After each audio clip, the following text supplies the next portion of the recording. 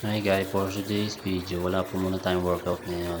Ang gagawin po muna natin ngayon guys, maglilinis po muna tayo ng resort.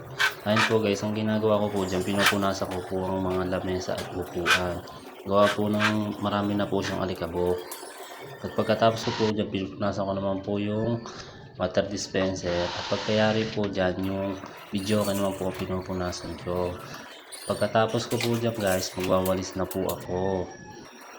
Yan po. Kaya po marami po yung lipad-lipad na dahon galing po sa labas. Po, pagkatapos ko po dyan, pupunasan ko naman po yung lababo. Yan po. Pagkatapos ko pong magpunas ng lababo, mamapin ko naman po yung hallway ng lababo dyan. Yan po. Yan po, dire-diretso lang po ako dyan. At pagkatapos ko naman po dyan, yung hallway naman po sa labas sa tapat ng swimming pool ang mamapin ko po dyan. Yan po, nagmamap lang po ako dyan.